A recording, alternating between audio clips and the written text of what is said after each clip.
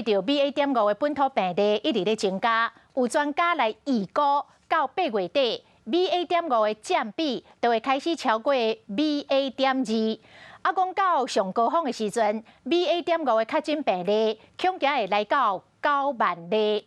专家讲，即摆较烦恼的是，进前拢也毋捌畏过新冠病毒的民众，恐惊就是后一波 BA.5 要感染的对象。呼吁民众预防车上届无爱自满3剂较妥当。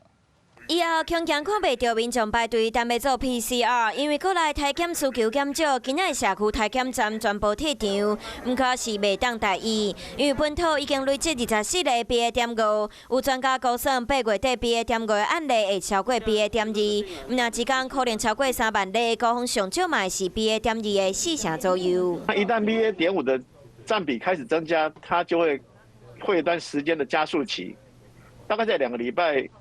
就会把 BA.2 赶过去，这可能性应该是存在，而且还不小，所以5万到9万之间，我想都是有可能的。BA.5 已经在台湾差不多在酝酿中了哈，也许在9月中的时候就会浮现出来，它就会有开始要倍增。随着 BA.5 到位，医生提醒后一波疫情主要针对还未畏过病毒的民众。确诊者呢，一般都是症状比较明显，才去做筛查的。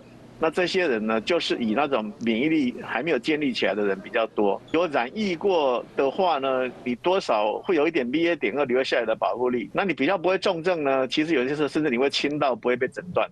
所以呢，你在整个人群里面就不会被显现出来。烦恼轻症无症头的民众，可能造成社区大流行。医生呼吁要采取疫苗，做好个人的防护，尽量莫去人济所在，避免为着病毒。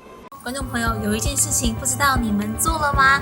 那就是赶快来订阅我们的 CH52华视的频道，而且记得哦，一定要帮我们分享、按赞，还要开启小铃铛。